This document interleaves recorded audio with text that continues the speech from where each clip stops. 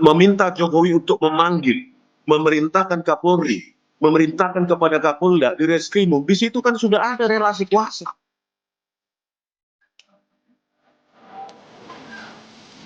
Pak Jokowi tidak penting bahwa harus ada perkataan maaf, tidak.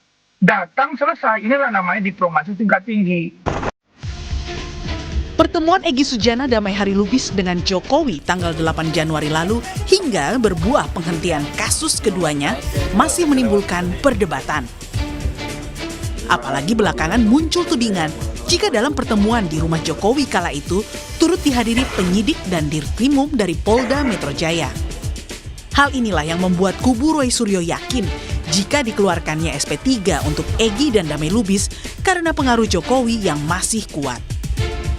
Ya, Bang Egy meminta kepada terlapor ya untuk memerintahkan Kapolri, Kapolda dan di Reskrimum dan langsung dipanggil oleh ajudannya Kompol Syarif. Di situ indikasi yang sangat kuat bahwa ini kriminalisasi. Bagaimana mungkin terlapor warga biasa bisa memerintah Kapolri, Kapolda di Reskrimum? Di mana logikanya terlapor memerintah? Berarti ada indikasi bahwa ya penyerahan berkas kami ke kejaksaan juga atas perintah terlapor. Yang sehingga terburu-buru tanpa memeriksa ahli kami, ini pasal 12 tahun loh, 8 tahun. Perintah begini. Pasal 32 dan 35. Tunggu bentar Bang.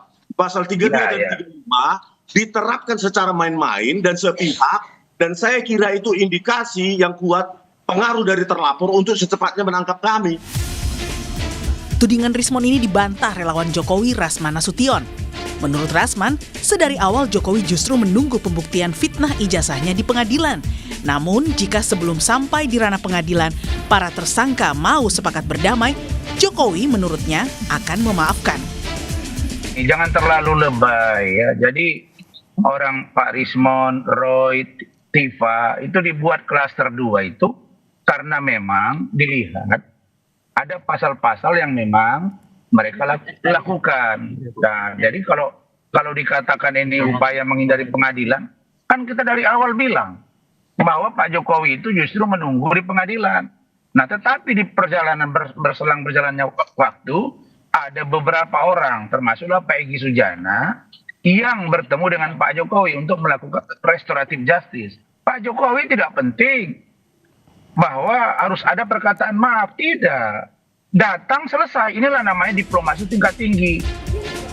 Sebelumnya, Egy Sujana mengaku jika ia datang menemui Jokowi di Solo bukan untuk meminta maaf, melainkan meminta Jokowi yang diyakini masih punya pengaruh yang kuat agar memerintahkan Kapolri hingga Kapolda Metro Jaya untuk menghentikan perkara yang menjeratnya. Saya datang bukan untuk minta maaf. Saya minta perintah Kapolri kepada Kapolda kepada Dirkrimum, cabut cekal saya dan SP3-kan saya. Dia langsung reaksi. Pak Syarif, ajudannya, panggil polisi. Nah, saya baru tahu di sana ada polisi, bukan saya didampingi polisi. Mengenai diterbitkannya SP3 kasus Egy dan Damai Lubis pada 16 Januari, Kabid Humas Polda Metro Jaya Kombes Budi Hermanto membenarkan jika penghentian perkara dua tersangka tersebut berdasarkan hasil gelar perkara khusus untuk keadilan restoratif. Budi menambahkan, gelar perkara khusus dilakukan setelah adanya permohonan dari para terlapor dan tersangka serta mempertimbangkan terpenuhinya syarat keadilan restoratif sesuai ketentuan yang berlaku. Upaya Roy CS untuk membuktikan penetapan tersangka terhadap mereka tidak tepat terus diupayakan. Terbaru, Roy CS membawa 3 saksi ahli yang meringankan ke Polda Metro Jaya. Mereka adalah ahli digital forensik di bidang digital image processing, Tono Saksono, ahli komunikasi yang terlibat dalam penyusunan Undang-Undang ITE, Henry Subiakto, dan ahli saraf dan neuroscience, Zainal Mutakin. Tim Liputan, Kompas TV.